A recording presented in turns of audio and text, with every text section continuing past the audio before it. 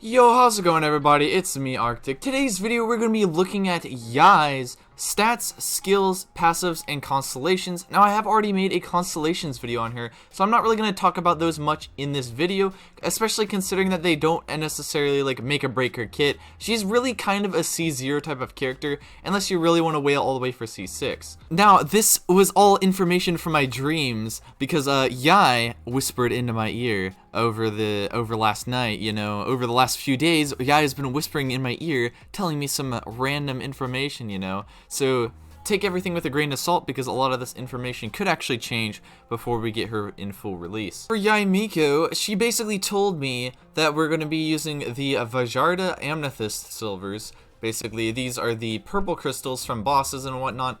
She apparently likes sea Ganodermas, apparently. Also uses these old handguards for some reason. Ascension mat's going to be the Dragon Heir's False Fin, so these are the same as Shenhe's Ascension, I'm pretty sure.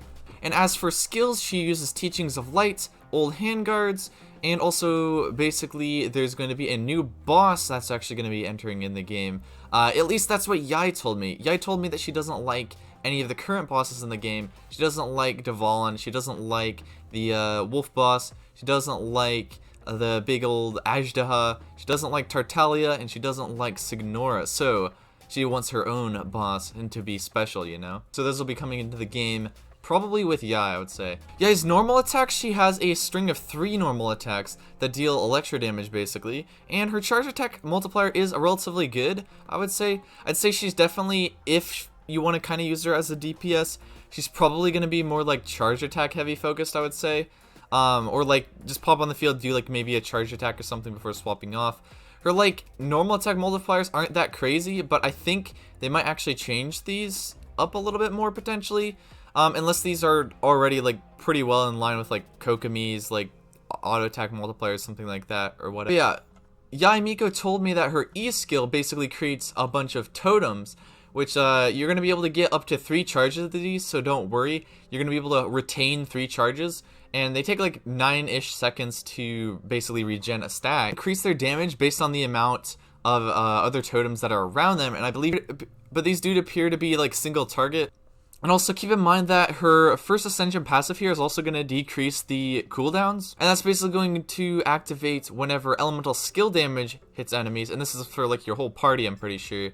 And that can occur every 1.8 seconds, so I would assume that that's probably the amount of time that it takes for Yae's totems to actually deal their off-field damage and whatnot. And also hitting with an elemental burst decreases it by 1 second as well. Every point of elemental mastery Yae Miko has will also increase her E skill damage by 0.15%.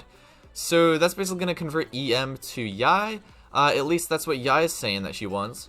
At least that's what my dream was. It's gonna be pretty alright. Maybe you can actually use Yae as a sub DPS for Superconduct team comps, something like that.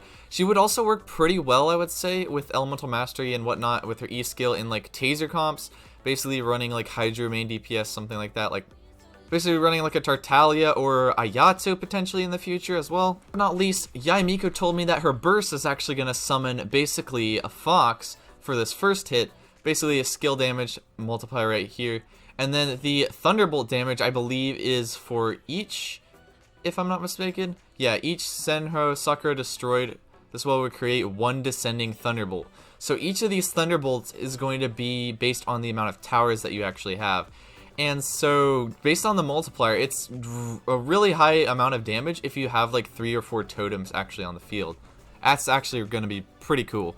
And going back over Yae's constellations right here, potentially. Her first constellation right here, each time you activate your burst, and that burst actually triggers one of those thunderbolts that we talked about in the past, Yae Miko will store 7 elemental energy for herself. It would seem that you could get 7 energy for each thunderbolt you actually rain down, basically. So that's up to 3-ish, 4 thunderbolts is what you're going to be looking at. So that's 4 times 7. That's going to be quite a bit of energy restored just from this constellation 1. So it could be actually a pretty cool constellation right here. Constellation 2, Senho Sakura's cooldown is decreased by 20% and its AoE is increased by 100%. This is it basically decreases the cooldown of her E skill stacks by 20%. So instead of 9 seconds, you're probably going to be looking at 7 seconds, I would say, instead of 9 seconds. Then it also increases the AoE by 100%. So what that leads me to believe is that either this is like the AoE or like a range of these attacks that they're able to actually hit enemies on, which would actually be really, really nice, because then that really means that you can have these totems like a little bit further from each other potentially, and they're still going to be able to hit enemies within it. But alternatively, what this means is that the totems, they do attack one single target, but they do like AoE damage or something like that. And so maybe this increases it by quite a bit, so it actually hits like multiple opponents. Constellation 4, when Senshou Sakura Thunderbolts hit opponents, so that's the ult, basically consuming the totems, the electro damage bonus of all nearby party members is increased by 20% for 5 seconds. So that's a pretty good buff for like using her in an electro team comp. And then Constellation 6, so Sakura starts at level 2 when created. Max level increased to 4. The attacks will ignore 45% of opponent's defense. So evidently you can't get 4 totems, you can only get 3 totems, but that first totem is going to start out with level 2 damage, so basically instead of level 2, you would actually have level 3 damage. Same thing with like level 3, you would have at level 4 damage. So that's basically a buff right there, but then the ignoring 45% of opponent's defense, that's going to get you a ton of E-skill off-field damage right here. If you guys actually look at her E-skill with these different charge levels, this is actually going to be extremely good for a single target, if you believe that.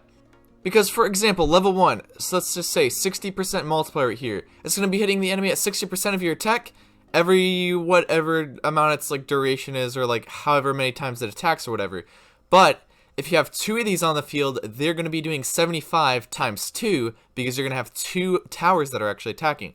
So this actually more than doubles your actual damage that you're dealing. And once again, if you have 3, this is actually going to basically like triple and then like give you basically tons of damage off of this. So it's honestly really, really good. It's a really, really good ability for like basically sub DPS and whatnot. But anyway, that's it for this video. Let me know if you guys liked the video down in the comment section below, and remember to subscribe. But anyway, it's been me, Arctic. I will see you guys in the next one. Farewell.